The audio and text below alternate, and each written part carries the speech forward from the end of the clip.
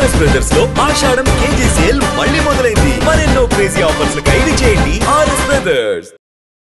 నమస్తే, welcome to I dream social spotlight with కవిత.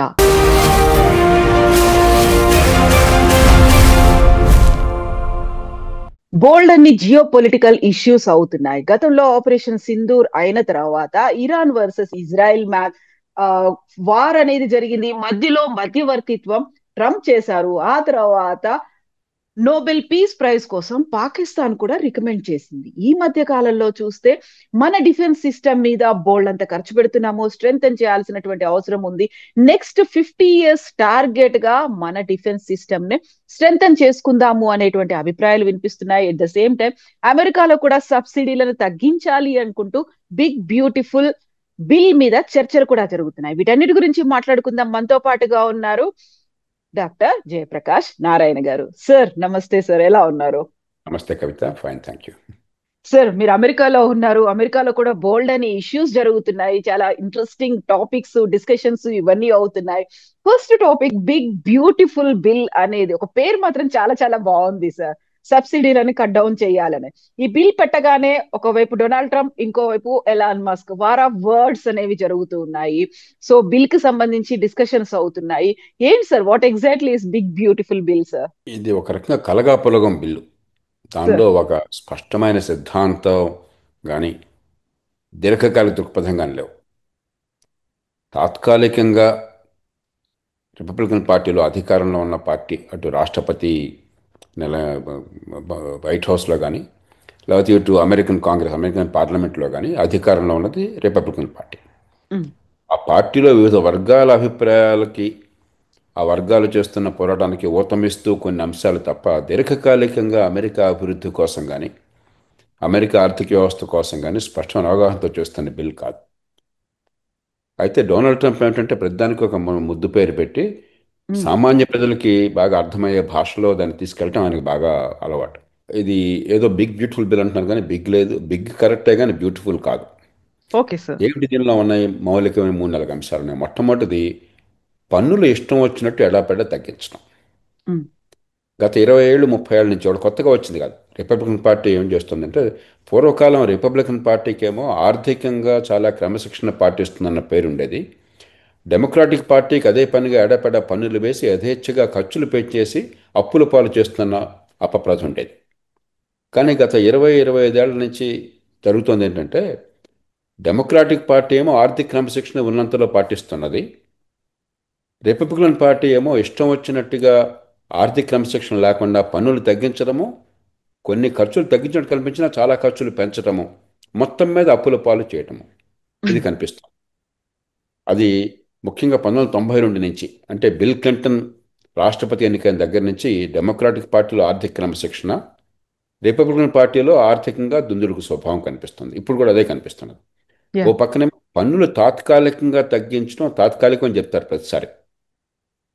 మరి గతంలో జార్జ్ బుష్ జూనియర్ ఆ మాట చెప్పారు, తాత్కాలికంగా పన్నులు తగ్గిస్తున్నామని. అది శాశ్వతం చేశారు. అలాగే డొనాల్డ్ ట్రంప్ తాత్కాలికంగా అన్నారు, దాన్ని శాశ్వతం చేస్తున్నారు. కొన్ని పన్నులు తగ్గింపులు అంటే ఆదాయాలు శాశ్వతంగా తగ్గే ఏర్పాటు చేస్తున్నారు. దాంతోపాటు కొత్త పన్ను మినహాయింపులు ఇచ్చారు. అమెరికాలో కొన్ని రకాలైనటువంటి ఆదాయాలు చాలా కీలకమైనటువంటి, ఉదాహరణకి టిప్పులు వచ్చేవి. మీకు హోటల్లో కానీ మరో చోట కానీ పనిచేస్తే టిప్పులు అందేవి. అలాగే మరికొన్ని ఆదాయాలు చాలా కీలకమైనవి. వీటి మీద పన్నులు పూర్తిగా తొలగిస్తామని చెప్పని హామీ ఇచ్చారు. అది నెరవేర్చుకోవడం కోసం అని చెప్పి ఆ రకరకాలుగా పన్నులు తగ్గించడం ఒక భాగం. రెండో భాగం ఏమిటి? డిఫెన్స్ ఎక్స్పెండిచర్ పెంచడం. దేశ రక్షణ పేరుతో పెట్టే ఖర్చును మరింతగా పెంచడం, గణనీయంగా పెంచుతున్నారు. మూడో పక్కన ఏం చేస్తున్నారు? తగ్గిస్తున్నాము ఖర్చు అని చెప్పనేది కొంత ఖర్చు తగ్గింపుకు చూపుతున్నారు. ఎలా చూపెడుతున్నారు? నిజంగా దేశ ప్రజల ప్రయోజనాలను తాకట్టు పెట్టే రీతిలో కొంత ఖర్చు తగ్గిస్తున్నారు. కొంత నిరుత్పాదక ఖర్చు అయి ఉండొచ్చు, కానీ చాలా ఖర్చు అవసరమైన ఖర్చు. ఉదాహరణకి ఆరోగ్యం. అమెరికా ప్రపంచంలోనే అతి ఎక్కువగా ఆరోగ్యం మీద ఖర్చు పెడుతోంది.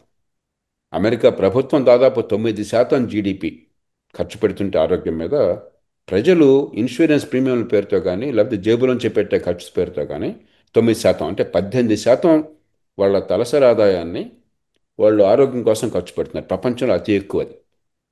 తలసరి ఆదాయంలో వాటాగా కానీ లేకపోతే మొత్తం డబ్బు కానీ చూసినట్టయితే అమెరికా పెడుతున్న ఖర్చు ప్రపంచంలో మరే దేశం ఆరోగ్యమే పెట్టట్లా. అయినా కూడా అమెరికాలో కోట్లాది మందికి ఆరోగ్యం అందని ద్రాక్ష అయిపోయింది. హ్మ్. అది అందకుండా పోతున్నది. అనారోగ్యం వస్తే డాక్టర్లు సైతం భయపడిపోతున్నారు. మధ్యతరగతి వర్గాలు డాక్టర్లు కూడా అనారోగ్యం వస్తే అయ్యో నాకేమవుతుంది, ఏ డాక్టర్ దగ్గరికి పోవాలి, అవుట్ ఆఫ్ పాకెట్ ఎంత ఖర్చు పెట్టాలి, జేబులోంచి ఎంత ఖర్చు పెట్టాలి, ఇన్సూరెన్స్ ప్రీమియం ఉన్నా కూడా. ఈ హ్మ్. ఇన్సూరెన్స్ లేకపోయిన వాళ్ళకి బేదలకి వాళ్ళ జీవితం, వాళ్ళ కష్టాలు వర్ణనాతీతం. అలాంటి పరిస్థితుల్లో ఆరోగ్యం మీద ఖర్చు తగ్గించే ప్రయత్నం చేస్తున్నారు. మెడికేడ్ అని చెప్పని బేదలకి ప్రత్యేకంగా ఇన్సూరెన్స్ లేకపోయినా కూడా ఆరోగ్యాన్ని అందించేటువంటి ఏర్పాటు ఉన్నది. మెడికేడ్ అంటారు. మెడికేర్ అంటేనేమో వృద్ధాప్యంలో ఒక వయసు దాటిన తర్వాత అప్పటిదాకా మనమే పన్నుల రూపంలో కట్టిన డబ్బు మనకు వృద్ధాప్యంలో ఆరోగ్యానికి ఇస్తారు. హ్మ్. మెడికేడ్ అంటేనేమో పేదలకి ప్రభుత్వం నుంచి ఉచితంగా సబ్సిడీ రూపంలో ఆరోగ్యం ఉంటుంది. ఎప్పుడైతే మెడికేడ్ తగ్గించే ప్రయత్నం చేస్తున్నారో మరింత మందికి ఆరోగ్యం అందకుండా పోతుంది. కాబట్టి ఇవన్నీ కలగాపులగంగా చేసి ఈ బిల్లు తయారు చేస్తున్నారు. బిల్లు ప్రస్తుతానికి రాజకీయ ఒత్తిడి, ట్రంప్ ప్రభావం ఇవాళ అమెరికన్ రిపబ్లికన్ పార్టీలో పూర్తిగా ఆయన ఆ పార్టీ ఆయన సొంతం అయిపోయింది. అమెరికన్ సమాజంలో కూడా ఆయన భావాల పట్ల ఇవాళ ఆకర్షణ ప్రస్తుతానికి ఉన్నది. కాబట్టి బిల్లు బహుశా ఆమోదాన్ని పొందవచ్చు, కానీ ఆ హ్మ్. బిల్లు వల్ల అమెరికాలో అద్భుతాలేం జరగవు. చాలా నష్టం జరుగుతుంది. కొంతకాలం పోయాక మళ్ళీ ఈ పొరపాటు సరిదిద్దుకునే చర్య ప్రారంభమవుతుంది. సార్, ఇప్పుడు ట్రంప్ వర్సెస్ ఎలాన్ మస్క్ ఎందుకు సార్? గతంలో ఫ్రెండ్స్ అయ్యారు. ట్విట్టర్ ఆయన ఖాతాల్ని తొలగించిన తర్వాత దాన్ని ఎలాన్ మస్క్ కొనుక్కున్నారు. దాన్ని ఎక్స్ చేశారు. ఎక్స్ తరఫున బోల్డ్ అంత క్యాంపెయినింగ్ డొనాల్డ్ ట్రంప్ కోసం చేశారు.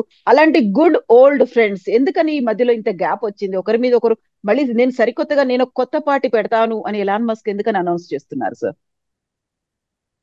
ఎలాన్ మస్క్కి ట్రంప్కి కొన్ని విషయాల్లో భావ సారూప్యం ఉన్నది. ఉదాహరణకి అక్రమంగా వలసలను అరికట్టాలి. ఉమ్. నిజానికి అమెరికాలో దేశంలో చాలామంది అన్ని పార్టీలు కూడా అంగీకరిస్తున్నారు. అధికారికంగా ఎలా ప్రకటించినా కూడా అది అందరూ అక్రమంగా వచ్చే వలసలను ఎలా మనం ఒప్పుకుంటాం? సక్రమంగా పద్ధతి అవును. ప్రకారం వస్తే సరే కానీ ఆ విషయంలో చాలా గట్టి అభిప్రాయం ఉంది. రెండోది, అమెరికాలో ఇటీవల కాలంలో ఒక భావం ఏం ప్రబలిపోయిందంటే ఉదారవాదం అన్న పేరుతో, లిబరల్స్ అన్న పేరుతో ఉమ్. ఓక్ సిద్ధాంతం అంటే చాలా అతి ఉదారవాదం, అతివాదం. ఉదాహరణకి ఒక మనిషి ఆ, పుట్టుకతో మగ ఆడ అంది నిర్ణయం అవుతుందని మనందరం నమ్ముతున్నాం. అవును. ఎందుకంటే జన్యువుల దురీత్యా మగాడ నిర్ణయం అవుతుంది. అలా కాదు, నేను ఎలా పుట్టినా కూడా, నేను మగవాడిగా పుట్టినా కూడా ఆడ అనుకుంటే నా ఆడ నాది నా నన్ను ఆడ చేంజ్ మనిషిగా చేసుకోవచ్చు. యా. గుర్తి చేంజ్ చేసుకోవడం వేరు, అలా ఉమ్. గుర్తించాలి మీరు. రెండోది, నాకు హక్కులన్నీ కూడా ఆడ మనిషిగా ఉంటాయి. ఉమ్. ఉదాహరణకి ఆటల్లో కూడా నేను జన్యురీత్యా మగవాడిగా పుట్టినా కూడా దేహదారుఢ్యం మగవాళ్ళకి సహజంగా ఎక్కువ ఉంటుంది కదా, అది ప్రకృతి నిర్దేశించింది. అది అవును. మనం అందుకనే మీరు చూడండి, రన్నింగ్లో కావచ్చు, లేకపోతే ఆ, బరువులు ఎత్తడం కావచ్చు, మరో రంగంలో కావచ్చు, ఇప్పుడు కూడా మగవాళ్ళు కొంచెం ఎక్కువ ఉంటారు. శారీరక దారుఢ్యంలో మగవాళ్ళ ఆధిక్యత ఎక్కువ ఉంటుంది. ఇప్పుడు ఏ రంగంలో అయినా సరే అది మనం చూస్తున్నాం. ఉమ్. అది ఉన్నప్పుడు దాన్ని ఉపయోగించుకుని కానీ ఆడపిల్లగా నేను పోటీ పడతాను, నాకు ఆ హక్కు ఉన్నది, నేను ఆడపిల్ల అనుకుంటున్నాను కాబట్టి, ఇలాగా ఉమ్. వెర్రితెరలు వేసింది. దాని పట్ల తీవ్ర వ్యతిరేకత అమెరికన్ సమాజంలో వచ్చింది. ఉమ్. ఈ ఎలాన్ మస్క్ కూడా చాలా తీవ్రంగా వ్యతిరేకం. ఎందుకంటే ఆయన కుమార్ కుమారుడే మరి మగపిల్లాడిగా పుట్టి ఆడపిల్లగా అనుకున్నట్టు, నాకు వివరం గుర్తులేదు, అవును సార్. అవును సార్. ట్రాన్స్జెండర్. ట్రాన్స్జెండర్ అతను అయ్యారు. చాలా తీవ్రంగా వ్యక్తిగతంగా మానసిక ఆందోళనకు గురైనాడు. ఆ రంగంలో కూడా ఆయనకి ట్రంప్కి పూర్తిగా ఏకాభిప్రాయం ఉన్నది.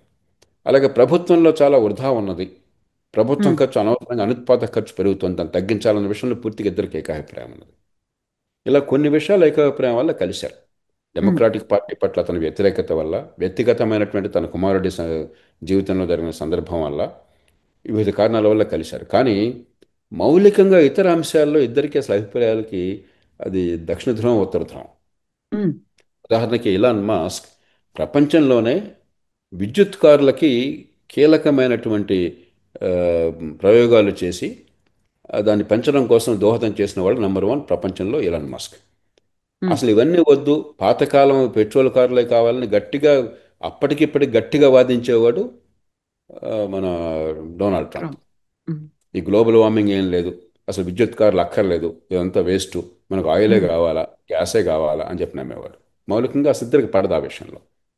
రెండోది, అక్రమ వలసలను అరికట్టాలి కానీ సమర్థులైన వాళ్ళు, మేధస్సున్న వాళ్ళకి ఇప్పుడు అమెరికా ఆలవాలంగా ఉన్నది. అమెరికాకి ప్రపంచం అంతా అమెరికా ప్రపంచంలో ఉన్న మేధస్సును ఆకర్షిస్తుంది. దాన్ని కొనసాగించాలి. ఆకర్షించకపోతే అమెరికా నష్టపోతుందని వాదించేవాడు ఎలాన్ మస్క్. ఆయన సౌత్ ఆఫ్రికాలో పుట్టి ఆ రకంగా అమెరికా వెళ్ళినవాడు. ఉమ్, అమెరికా ఆకర్షణీయమైనటువంటి దేశం కాబట్టి, తనకి మేధస్సు ఉంది కాబట్టి, మరి ప్రపంచంలో గొప్ప పారిశ్రామికతగా పెరగాలి, గొప్ప ఇన్నోవేషన్ తీసుకురావాలని చెప్పంటే అమెరికా కొన్ని అవకాశాలు అక్కడ లేవు కాబట్టి అక్కడికి వెళ్ళి ప్రపంచంలోనే గొప్ప కంపెనీ నిర్మాణం చేసినవాడు, ప్రపంచంలో ఉమ్, అత్యంత కుబేరుడైనవాడు.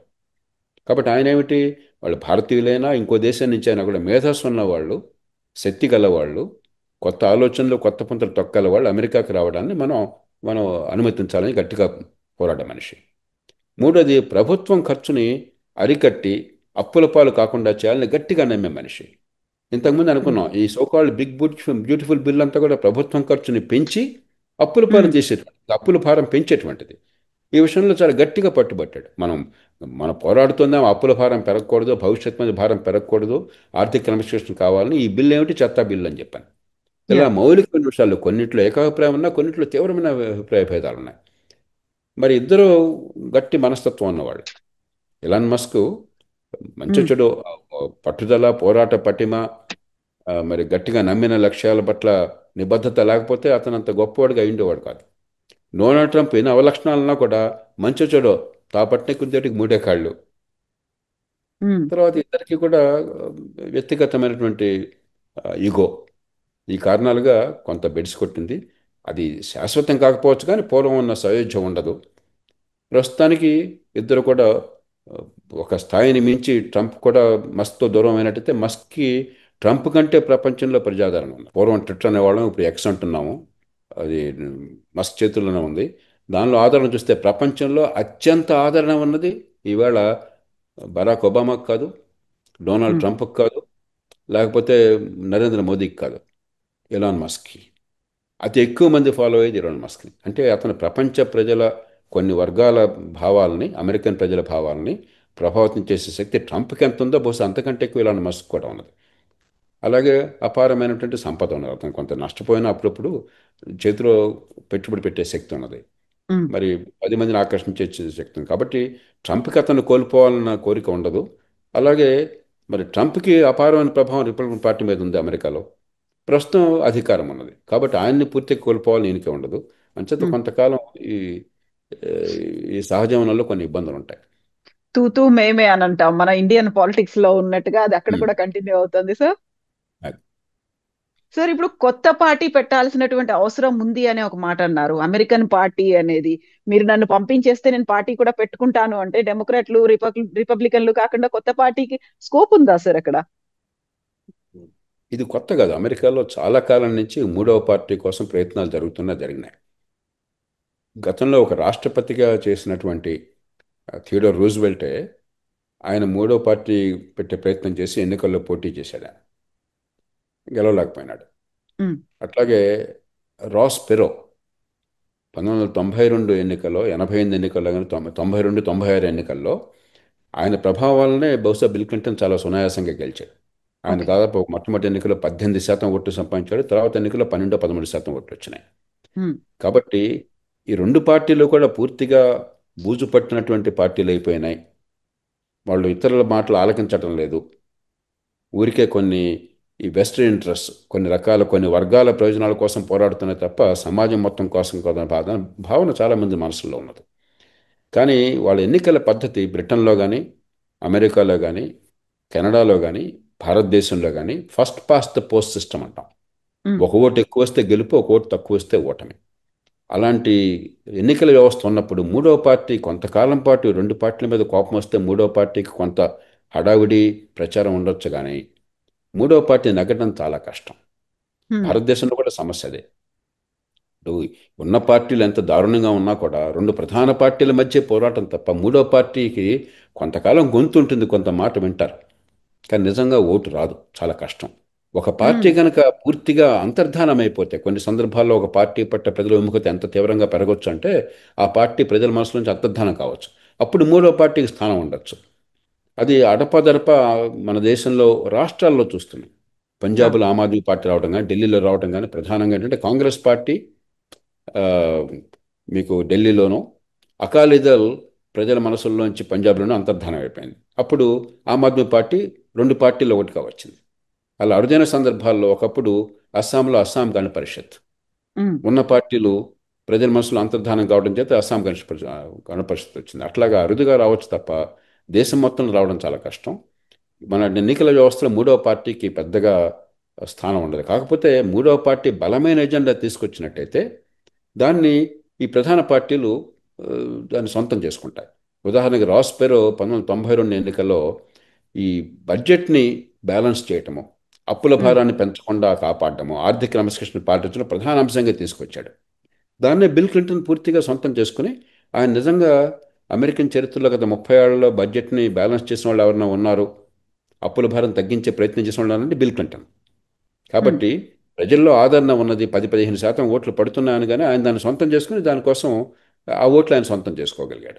ఆ రకంగా ప్రజాస్వామ్యం మార్పు వస్తుంది తప్ప కొత్త పార్టీ వచ్చి విజయం సాధించడం దాదాపు అసాధ్యం.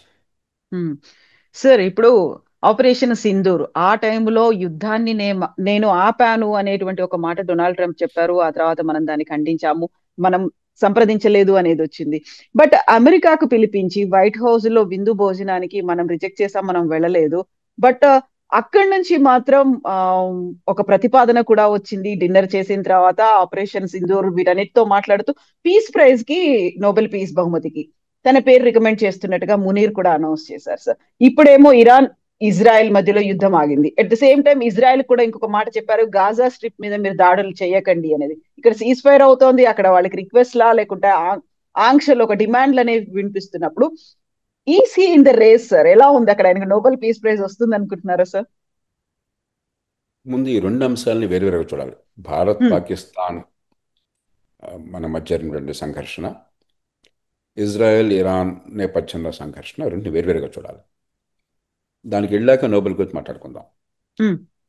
భారత్ పాకిస్తాన్ విషయంలో ఉగ్రవాదాన్ని పాకిస్తాన్ ప్రేరేపిస్తుందన్న విషయం అందరికీ తెలుసు. అమెరికాయే దానివల్ల చాలా నష్టపోయింది. అమెరికాలో అతి తీవ్రమైనటువంటి ఉగ్రవాద చర్యకి, చరిత్రలోని ఉగ్రవాద చర్యలు అతి తీవ్రమైన చర్యకి 9/11 నాడు అక్కడ వరల్డ్ ట్రేడ్ సెంటర్ రెండు టవర్స్ని కూడా పూర్తి చేసి 3,000 మందికి పైగా ప్రాణాలు కోల్పోవడం, ప్రపంచాన్ని కుదిపేసిన సంఘటనకు కారణమైనటువంటి మరి ఒసామా బిన్ లాడెన్ పాకిస్తాన్లో అంటే మాకు తెలియదని వాళ్ళు బుకాయించారు.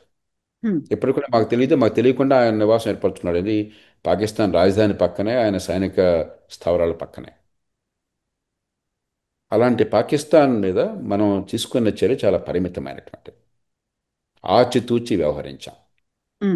సహజంగా ప్రతి దేశ పౌరులు వాళ్ళ దేశం పక్షపాతంతో మారుతారు. పక్షపాతంతో కాదు, మనం నిజంగా ఆబ్జెక్టివ్గా చూసినట్టయితే అక్కడ సైనిక దళాల మీద మనం దాడి చేయలేదు, అలాగే అక్కడ పౌరుల మీద దాడి చేయలేదు, అక్కడ దేశ ఆర్థిక వ్యవస్థ మీద దాడి చేయలేదు. కేవలం ఈ టెర్రరిస్టులకి స్థావరాలుగా ఉన్నవి, వాళ్ళ కవచాలుగా ఉన్నవి, వాళ్ళకి రక్షణ ఇస్తున్నవి, లేకపోతే వాళ్ళకి శిక్షణ ఇస్తున్నవి అక్కడ మాత్రమే దాడులు చేశాం. కానీ మరి సహజంగానే ప్రతి దేశం కూడా తన స్వభావాన్ని కప్పుచ్చుకోవాలి. మాకు అది అన్యాయం జరిగిందని చెప్పి నేను గందరగోళం చేయాలి. ఆ నేపథ్యంలో వాళ్ళు మా దేశం మీద దాడి చేశారని వాళ్ళు ప్రతి దాడి చేశారు, విఫలమైనారు. దానికి భారత్ మళ్ళీ ధీటుగా స్పందించేసరికి అప్పుడు దారికి వచ్చారు. డొనాల్డ్ ట్రంప్ ఏమిటంటే సహజంగానే రెండు పెద్ద దేశాలు, భారతదేశం అంత పెద్దది కాకపోయినా కూడా పాకిస్తాన్ జనాభా ఈవేళ 24 కోట్లు ఎంత ఉన్నది. ప్రపంచంలో పాకిస్తాన్ ఈవేళ 5వ పెద్ద దేశం. భారతదేశం, చైనా, అమెరికా, ఇండోనేషియా తర్వాత పాకిస్తాన్ 5వ పెద్ద దేశం. మనం మర్చిపోతున్నాం ఆ సంగతిని. రెండు దేశాలకు అణ్వాయుధాలు ఉన్నాయి. కాబట్టి ప్రపంచం ఎక్కడ కూడా ఒక సంఘర్షణ ఒక స్థాయి దాటి భారత్ పాకిస్తాన్ సంఘర్షణ ప్రపంచం కోరుకోదు, మనం కూడా కోరుకోం, రెండు దేశాలు కూడా కోరుకో. ఏమాత్రం విద్యుత్తున్న మూర్ఖులైన వాళ్ళు, దుందుడుకు స్వభావం అన్నవాళ్ళు, ముందు చూపు లేని వాళ్ళు తప్ప సర్వనాశనమయ్యే యుద్ధాన్ని ఎవరో కోరుకోరు. కాబట్టి అమెరికా కానీ ఇతర దేశాలు కానీ ఇక్కడితో ఆగిపోతే బాగుండని కోరుకున్నమాట వాస్తవం. కానీ ఆగిపోయింది అమెరికా వల్ల కాదు, ఆగిపోయింది పాకిస్తాన్కే. ఒక స్థాయి దాటితే పూర్తిగా నష్టపోతామన్న విషయం అర్థమైన తర్వాత వారు మనకి సంప్రదింపులు దిగారు. ఖచ్చితంగా పాకిస్తాన్ మీద అమెరికా ఒత్తిడి ఉన్నది. మనమే కూడా అమెరికా నుంచి బహుశా ఇతర దేశాల నుంచి మనకు ఫోన్ కాల్స్లో ప్రధానమంత్రితో ఇతరులతో మాట్లాడినప్పుడు దయచేసి దీనికి ఆపే ప్రయత్నం చేయండి అని చెప్పి ఖచ్చితంగా అందరూ మాట్లాడి ఉంటారు, దానిలో అనుమానం ఉమ్, లేదు. ఉమ్, కానీ చివరికి ఎప్పుడైతే పాకిస్తాన్ ఇక ఇంతకంటే ముందుకెళ్తే మనం నష్టపోతామని గుర్తించి వాళ్ళు మరి సయోధ్యకు వచ్చి సంధికి వచ్చి వాళ్ళే మేము మీతో మాట్లాడతామని చెప్పంటే మనం ఒప్పుకున్నాం. మనకు కూడా అది కొనసాగించాలన్న కోరిక లేదు. ఎందుకంటే ఉమ్, బాల్ ఇది పాకిస్తాన్ స్కోర్. యా మీరు ఎక్కడ ఆపితే మేము అక్కడ సిద్ధంగా ఉన్నాం. అలా కాకుండా మీరు దురుగ్గా ముందుకెళ్ళినట్లయితే మేము ముందుకెళ్తాం సిద్ధంగా ఉన్నాం. మీకు అణ్వాయుధాలు ఉన్నాయన్న కారణంగా మీరు ఏం చేసినా కూడా మౌనంగా సహించే స్థితిలో భారతదేశం లేదన్న సంకేతాన్ని బలంగా మనం ఇచ్చాం. ఆ నేపథ్యాన్ని అర్థం చేసుకోకుండా డొనాల్డ్ ట్రంప్ ఏమిటంటే ఆయనకి కొన్ని సందర్భాల్లో ఎక్కడ పెళ్లి జరిగినా తను పెళ్లి కొడుకు కావాలి, ఎక్కడ శవయాత్ర జరిగినా కూడా శవంగా ఉండాలి తను, అంటే తనే కేంద్ర బిందువు కావాలన్న కోరిక నిరంతరం ఉన్న మనిషి. కాబట్టి నా వల్లే అని ప్రకటించుకున్నాడు. అమెరికా ప్రమేయం లేదనుకోవడం పొరపాటు అవుతుంది. రెండు దేశాల మీద అమెరికా ఒత్తిడి ఎంతో కొంత ఉంది. బ్రిటన్ ఉమ్, ఒత్తిడి ఉంది, ఫ్రాన్స్ ఒత్తిడి ఉంది, చైనా కూడా బహిరంగంగా చెప్పింది, రహస్యంగా కూడా చెప్పలా. ఉమ్, ఈ దాడుల పట్ల విచారిస్తున్నాము, వాళ్ళన్న మాటలు చూడండి, ఆచితూ వ్యవహరించారు. భారతదేశం పాకిస్తాన్ మధ్య దాడిని విచారిస్తున్నాము, టెర్రరిజాన్ని వ్యతిరేకిస్తున్నాము, టెర్రరిజం అంతం కావాలి. భారత్ పాకిస్తాన్ పొరుగు దేశాలు, మనమందరం పొరుగు దేశాలు అయినప్పుడు ఏదో రకంగా సయోధ్య కావాలి. ఈ మూడు సరైన మాటలే. ఉమ్, కాబట్టి ప్రపంచం అంతా కూడా రెండు దేశాల మధ్య ఒక స్థాయికి మించి సంఘర్షణ ఉండకూడదని కోరుకున్నాం. అవును. దాని ప్రభావం మన మీద ఉంటుంది. సమాజం ఎలా భావిస్తుందనే విషయం ప్రభావం మన మీద ఉంటుంది. అంతకుమించి అమెరికా ప్రభావం లేదు. కాకపోతే ఆయన తొందరపడిపోయేసి తన వల్ల అని చెప్పిన మాట చెప్పుకున్నాడు. కానీ ఇరాన్ విషయంలో అది వేరు. ఉమ్, ఇరాన్ విషయంలో నా దృష్టిలో డొనాల్డ్ ట్రంప్ చాలా ఆచితూచి వ్యవహరించాడు. ఎప్పుడైతే ఇజ్రాయెల్ ఒక స్థాయికి దాడిలోకి దిగిందో, ఉమ్, ఆ దాడుల వల్ల వచ్చే ప్రతిస్పందన లేకుండా ఇజ్రాయెల్ చేయగలిగిందో, ఏం చేసింది ఇజ్రాయెల్? ఇరాన్లో వాళ్ళకి ఆ, విమానాలకు ఏ రకమైన యుద్ధ విమానాలకు ప్రపంచం నుంచి అమెరికా నుంచి కానీ లేకపోతే ఇజ్రాయెల్ నుంచి కానీ యుద్ధ విమానాలకు ఏ రకమైన ప్రమాదం లేకుండా ఎయిర్ డిఫెన్స్ని మొత్తాన్ని ధ్వంసం చేయగలిగింది ఉమ్, అప్పటికే.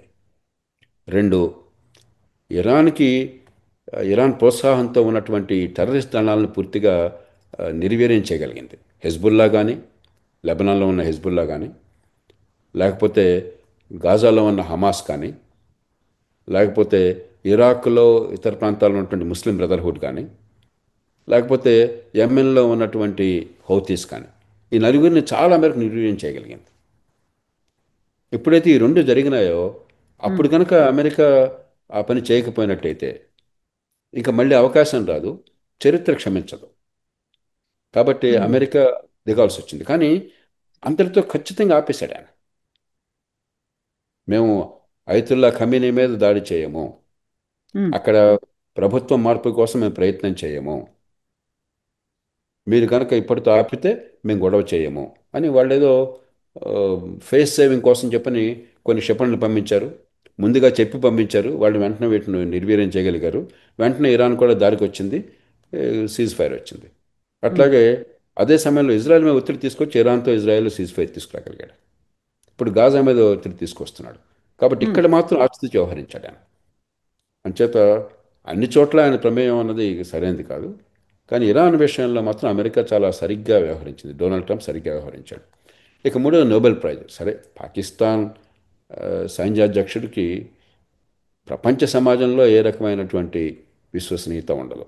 కాకపోతే పాకిస్తాన్లో నిజమైన అధికారం అతని చేతుల్లో ఉంది కాబట్టి, పాకిస్తాన్ ఒక పెద్ద దేశం, ఒక అణ్వాయుధాలు దేశం కాబట్టి అతడితో ప్రపంచం మన దేశంతో సహా అతడితో పాకిస్తాన్తో మనకి ఏదైనా చర్చ ఉంటే అతడితో చర్చ అవసరం.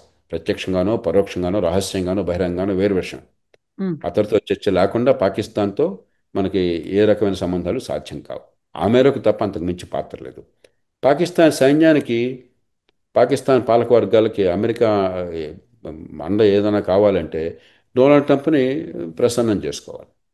ఉమ్, డొనాల్డ్ ట్రంప్ ఒక దేశం పట్ల దేశాల మధ్య సంబంధాల గురించి ఆలోచనే మనిషి కాదు. నాకు ఎంతగా నన్ను మెచ్చుకున్నారు, నన్ను ఎంతగా గౌరవించారు, ఎంతగా నాకు పాదాక్రాంతులైనారో ఉమ్, దాని చుట్టూ తిరిగేది అతని మనస్తత్వం అంతా కూడా వ్యక్తి ఆశ్రమైనటువంటిది. అతని సమాజాన్ని గురించి దేశం గురించి కంటే నన్ను ఎట్లా గౌరవించారు. కాబట్టి ట్రంప్ చాలా గొప్పవాడు అని చెప్పని అదేదో దేశం వాళ్ళు ఆయనకు విమానం ఇస్తే ఆయన తీసుకున్నాడు. ప్రపంచంలో అత్యంత సంపన్నమైన దేశం వాడాడు విమానాన్ని దానం ఇవ్వటం ఏంటి కటారు వాళ్ళు, ఈయన తీసుకోవడం ఏమిటి? అరే వాడు ఇస్తా ఉన్నాడు నా పట్ల గౌరవంతో కాబట్టి తీసుకున్నాను అంటున్నాడు ఆయన. ప్రపంచంలో ఇంకే దేశంలోనూ కూడా ఓ ప్రభుత్వం అట్లా చేయదు. ఆ ట్రంప్ తీరే వేరు. ఉమ్, అట్లాగే ట్రంప్కి నోబెల్ ప్రైజ్ ఇవ్వడం కోసం మేమంతా మద్దతు ఇస్తున్నాము అని చెప్పి పాకిస్తాన్ మద్దతు ఇచ్చేది, దానిలో నోబెల్ ప్రైజ్ వచ్చేది ఏమిటి? కానీ ఇస్తున్నామంటే ఆయన్ని ప్రసన్నం చేసుకోవచ్చు. మనం ఉమ్, తెలుగులో ఆ, మామూలు అర్థమైన పరిభాషలో కావాలంటే కాకాపడ్డం అంటారే, అవును. దానికి ఒక మార్గంగా చూసుకుంటున్నారు తప్ప దాని గురించి అంతగా ఎక్కువ పట్టించుకోకర్లేదు. ఆ, బహుశా ట్రంప్ కనుక నిజంగా ప్రపంచంలో, ఆయన ఇంకో మాట కూడా అంటున్నాడు, అదే మనందరం కూడా తీయని మాట, ప్రపంచంలో అణ్వాయుధాలు ఉండకూడదు, ఒకనాడు అణ్వాయుధాలు లేకుండా ఉండాలి అంటున్నాడు. నిజంగా అది నమ్మి దానికి ఆయన దోహదం చేశాడు అనుకోండి, ఖచ్చితంగా నోబెల్ ప్రైజ్ వచ్చి మనం సంతోషపడాలి. అలాంటి కారణాలు ఏమన్నా ఉంటే అంత అద్భుతాలను సాధిస్తే నోబెల్ ప్రైజ్ రావచ్చు తప్ప ట్రంప్ తీరు వల్ల నోబెల్ ప్రైజ్ వస్తుందని ఎవరు అనుకోరు. ఉమ్, దాన్ని పెద్దగా పట్టించుకోకరు. ఊరికే కేవలం సోషల్ మీడియాలోనూ ఈ ఊసిపోక ఊసిపోక కోసం చర్చల్లో భాగం తప్ప దాన్ని మనం తీవ్రంగా ఆలోచించకూడదు. ఉమ్. సార్, ఇప్పుడు ఈ జియో పొలిటికల్ ఇష్యూస్ చూసిన తర్వాత, వార్ అనేది చూసిన తర్వాత, నాట్ ఓన్లీ మన భారత్ పాకిస్తానే కాదు, ఇరాన్ ఇజ్రాయెల్, ఇజ్రాయెల్ గాజా, ఇవన్నీ చూసిన తర్వాత ఆ, మనం మన డిఫెన్స్ సిస్టమ్ ని మెరుగుపరుచుకోవాలి అనేది గతంలో కూడా ప్రతిసారి బడ్జెట్ లో ఎందుకని డిఫెన్స్ సిస్టమ్ మీద, డిఫెన్స్ మీద ఇంత కేటాయింపులు ఉన్నాయి అనుకున్నప్పుడు, ఇప్పుడు మనం ఇంకా ఎక్కువ ఫోకస్ పెట్టాల్సినటువంటి అవసరం ఉంది. లేటెస్ట్ టెక్నాలజీని, మోడర్న్ ఎక్విప్మెంట్ ని మనం పెట్టుకోవాలి, శత్రు దుర్భేద్యంగా ఉండాలి అనే దాంట్లో ఇంకా ఎక్కువ స్ట్రెంగ్తన్ అవ్వాలి అనే ఒక ఆలోచనలు, సరికొత్త అణ్వాయుధాలు సరికొత్త ఆయుధాలని తీసుకోవాలి, మిసైల్స్ ని తీసుకోవాలి, వాటిని కంట్రోలింగ్ టెక్నాలజీని డెవలప్ చేసుకోవాలి, ఇవన్నీ వస్తున్నాయి కదా సార్. దీన్ని ఎలా చూస్తున్నారు మీరు? మనం కొన్ని విషయాలు నేపథ్యం అర్థం చేసుకోవాలి కవిత. సార్. కాబట్టి మనం దేశ రక్షణ కోసం విపరీతంగా ఏం ఖర్చు పెట్టడం లేదు. హ్మ్. చైనా కూడా అంతే. చైనా కానీ భారత్ కానీ మన జాతీయ ఆదాయంలో 2% లోపల ఖర్చు పెడుతున్నాం. హ్మ్. పెద్ద దేశాల్లో ఇంత తక్కువ ఖర్చు పెడుతున్న దేశాలు చైనా, భారత్ మాత్రమే. పరిమితంగా, ఎందుకంటే రెండు దేశాలకు కూడా మన మధ్య సయోధ్య లేకపోవచ్చు కొన్ని సందర్భాల్లో. హ్మ్. రెండు దేశాల్లో పాలక వర్గాలకు కూడా దేశ ప్రజల అభివృద్ధి, సంపద పెంచడము, ఆర్థిక అభివృద్ధి అది ప్రధానంగా ఉంది తప్ప మన మీద విర్రవేగాలన్న కోరిక ప్రధానమైన విషయం కాదు. హ్మ్. అంచేత భారతదేశం విపరీతంగా దేశ రక్షణ కోసం ఖర్చు పెడుతుంది, ఆయుధాలు సమకూర్చుకుంటుంది అన్నది వాస్తవం కాదు. మనం ఇప్పుడు ఒక చిన్న దేశంను మనది సమానంగా పోల్చకూడదు. కాబట్టి అవును. జాతీయ ఆదాయంలో ఎంత ఖర్చు పెడుతున్నాం అన్న వాటా తీసుకుంటే మనకు అర్థమవుతుంది ఆ దేశాలు ఏం చేస్తున్నాయని చెప్పాలి. ఇక రెండోది, గతానుభవాన్ని దృష్టిలో ఉంచుకోవాలి. హ్మ్. 1962 దాకా మనం దేశ రక్షణ ముఖ్యం కాదు అని ఒక రొమాంటిక్ భావనతో, హ్మ్. హిందీ చైనా చైనా భాయి భాయి, బాయ్ బాయ్. మనకు గొడవే ఉండదు అని చెప్పని మనకి అంతర్జాతీయ ఐక్యరాజ్య సమితిలో మనకి శాశ్వత సభ్యత్వం ఇస్తామని చెప్పంటే, మాకొద్దు మీరు చైనాకే ఉండని మనం పోరాడాం. మరి టిబెట్ని వాళ్ళు ఆక్రమించుకుంటే కనీసం మేము టిబెట్లో మీ ఆక్రమణ ఆధిపత్యాన్ని గుర్తించాలని చెప్పంటే మీకు మాకు మధ్య సరిహద్దుల వివాదం లేకుండా శాస్త్రీయ పరిష్కారం కావాలని ఆ షరతు కూడా హ్మ్. పెట్టుకుని మనం వెంటనే గుర్తించాం చైనా సార్వభౌమత్వాన్ని. ఇట్లాగా చాలా ముందు చూపు లేకుండా, దురుద్దేశమేం లేదు, హ్మ్. అమాయకత్వం, ముందు చూపు లేకుండా నల్లనివన్నీ నీళ్లు తెల్లనివన్నీ పోవాలన్న భావనతో చాలా పొరపాట్లు చేశాం. 62లో తీవ్రంగా దెబ్బతిన్నాం. హ్మ్. మన దేశంలో కేవలం పోయిన నష్టం మాత్రమే కాదు, జన నష్టము లేకపోతే కొంత భూమి నష్టం మాత్రమే కాదు, భారతదేశ ఆత్మగౌరవానికి, ఆత్మవిశ్వాసానికి తీవ్రమైనటువంటి విఘాతం కలిగింది. దేశ భారతీయ సమాజం మీద, ఈ దేశం ఆత్మ మీద చాలా తిరుగులేనటువంటి దెబ్బ తగిలింది. కాబట్టి దాని నుంచి పాఠం నేర్చుకున్నాం. హ్మ్. మూడోది, మారుతున్న పరిస్థితులు రెండు రకాలుగా. ఒకటేమో అంతర్జాతీయంగా గతంలో ఉన్నటువంటి స్పష్టత పోయింది. ఏ దేశం ఎవరి పక్కన ఎప్పుడు ఎట్లా నిలబడుతుందో అర్థం కాదు. హ్మ్. ఎవరు ఎప్పుడు ఎవరి మీద ఎలా దాడి చేస్తారో మనకు అర్థం కాదు. ఒకటి ఆ మార్పు వస్తున్నది. రెండోది ఏమవుతుంది, ఎసిమెట్రిక్ వార్ఫేర్. ఒక చిన్న దేశమైనా సరే, లేకపోతే ఒక హ్మ్. చిన్న శక్తి అయినా సరే, కొంతమంది టెర్రరిస్ట్ అయినా సరే, వాళ్ళు పరిమితమైన శక్తితో మనకు అపరిమితమైన నష్టాన్ని కలిగించగలరు. ఆధునిక యుగంలో, గతంలో అలా కాదు. ఎసిమెట్రిక్ వార్ఫేర్ జరుగుతుంది. మూడు, ఇటీవల కాలంలో చూస్తే ఏమవుతుంది, యుక్రెయిన్ యుద్ధంలో చూసాం, ఇజ్రాయెల్ విషయంలో చూసాం. మనకేమవుతుంది, పూర్వకాలంగా ట్యాంకులతోనూ, యుద్ధ హ్మ్. విమానాలతోనూ, లేకపోతే మీరు చెప్పారు మన ఆ, S-400లు. నౌకలే కాకుండా ఈ ఉమ్, ఈ విక్రాంత్ లాంటి ఆ, ఎయిర్ క్రాఫ్ట్ క్యారియర్లతోనూ వాటితో కాదు యుద్ధం జరిగేది. ఇప్పుడు అదంతా ఉమ్, కూడా చాలా హై కాస్ట్ వార్ఫేర్ అప్పుడు. ఇప్పుడు డ్రోన్స్తోనూ, electronic warfare, information warfare, digital warfare పెరిగిపోతుంది. ఉమ్, కాబట్టి దానికి తగ్గట్టుగా మనం ఆధునిక సాంకేతిక విజ్ఞానాన్ని సంకేతం తీసుకోవాలి, ఆధునిక సైనిక పాఠవాన్ని పెంచుకోవాలి. ఆ నేపథ్యంలో మనం ఆలోచించాలి. కాబట్టి మనం ఖర్చు విపరీతంగా పెట్టట్లా. మనం పెట్టే ఖర్చులో కూడా చాలామంది తెలియచ్చు, తెలియకపోవచ్చు. పెన్షన్లకి ఎక్కువ ఖర్చు అవుతుంది. ఉమ్, డిఫెన్స్లో పనిచేసేవారు 180-90 మంది 15 ఏళ్లతో రిటైర్ అయిపోతారు. కాబట్టి 15 ఏళ్ళు రిటైర్ అంటే అర్థం ఏంటి? 18-20 ఏళ్లలో సైన్యంలో చేరతారు. 35 ఏళ్ళకి రిటైర్ అయిపోతారు. తర్వాత 50-60 ఏళ్ళు సజీవులుగా ఉంటారు వాళ్ళు, వాళ్ళ కుటుంబాలు. అంతకాలం పెన్షన్లు భరించాల్సి వస్తుంది. పెన్షన్లు ఏమో ఇండెక్స్ అని చెప్పంటాం, అదే పనిగా పెరిగిపోతున్నాయి. కాబట్టి మనం ఉమ్, దేశ రక్షణ పేరుతో పెట్టే ఖర్చులు అత్యధిక భాగం పెన్షన్లకే పోతుంది. ఉమ్, అంచేత రెండు చేయాలి. ఒకటి, మనం ఖచ్చితంగా రక్షణ కోసం పెట్టే ఖర్చును పెంచాలి. రెండు, ఆ పెట్టే ఖర్చు గుడ్డిగా పెట్టడం కాకుండా ఆధునిక సాంకేతిక విజ్ఞానానికి పనికొచ్చే రీతిలో, భవిష్యత్ అవసరాలకు పనికొచ్చే రీతిలో మనం ఖర్చు పెట్టాలి, పూర్వకాలంలాగా గుడ్డిగా కాకుండా. మూడు, ఖచ్చితంగా ఈ పెన్షన్లు ఈ వెంటనే అదుపులోకి రాకపోయినా కూడా దీర్ఘకాలం అదుపులోకి వచ్చేట్టుగా మిగతా ప్రభుత్వ యంత్రాంగానికి ఎట్లాగైతే మనం ఈ కంట్రిబ్యూటరీ పెన్షన్ పెట్టామో, ఈ సైన్యానికి కూడా కంట్రిబ్యూటరీ పెన్షన్ తీసుకురావాలి. ఈ మూడు పనులు చేసి సరైన రీతిలో కనుక మనం సైనిక పాఠవాన్ని పెంచుకుంటే దేశానికి రక్షణ ఉంటుంది, ఖర్చు మరీ పెరగకుండా ఉంటుంది, మరి సమర్థంగా మన ప్రయోజనాలను మనం కాపాడుకోవచ్చు. ఉమ్. సో ఇన్ని ఇష్యూస్ జరిగిన తర్వాత మొన్న ఇరాన్ మీద స్టెల్త్ బాంబర్లను ఉపయోగించింది అమెరికా అనేది, బంకర్లలో బ్లాస్ట్లు చేసేటువంటి మిసైల్స్ ని ఉపయోగించింది అని, కొన్ని వందల మీటర్ల లోపల ఉన్నటువంటి బంకర్లను కూడా ఛేదించగలిగేటువంటి క్షిపణులు ఉన్నాయి, అలాంటి టెక్నాలజీ ఉంది, వాటికి వందలు వేల కోట్లలో ఖర్చు అవుతుంది అనుకున్నప్పుడు ఇప్పుడు పెట్టాల్సినటువంటి అవసరం వచ్చింది అనేది ఒక సాక్ష్యాలు మనకు కనిపిస్తున్నాయంటారా సరే ఎదురుగా జియో పొలిటికల్ ఇష్యూస్ నేపథ్యంలో? ఇప్పుడు ఇరాన్ ఏం చేసిందంటే, ఆ అణ్వాయుధాల ఉత్పత్తి కోసం తయారు చేస్తున్నటువంటి ఈ సరంజామా ఉందే, ఎన్రిచ్మెంట్ అంటారు. ఉదాహరణకి చాలామందికి తెలుసో తెలీదో, అణు విద్యుత్తు ఉత్పాదకత కోసమైనట్టయితే, ఉత్పత్తి కోసమైనట్టయితే, ఉమ్, న్యూక్లియర్ పవర్ ప్లాంట్స్ కోసమైనట్టయితే మీకు కావాల్సిన యురేనియం కాన్సన్ట్రేషను 2.5% నుంచి 3.5%. ఉమ్, ఇరాన్ చేస్తున్నది ఇప్పటిదాకా 60%. ఉమ్, 60% ఎన్రిచ్మెంట్ యురేనియం కేవలం అణ్వాయుధాలకు మాత్రమే అవసరం. 60 నుంచి 90కి, 90 నుంచి 95కి వెళ్ళిపోతుంది. అణ్వాయుధాలకు మాత్రమే, దానికి వేరే అవసరం లేదు, ఆ, వేరే ప్రయోజనం లేదు. కాబట్టి ఇరాన్ అణ్వాయుధాల ఉత్పత్తి కోసం ఏర్పాట్లు చేస్తోందన్న విషయం ప్రపంచం మొత్తానికి తెలుసు. దానిలో అనుమానం మాత్రం లేదు.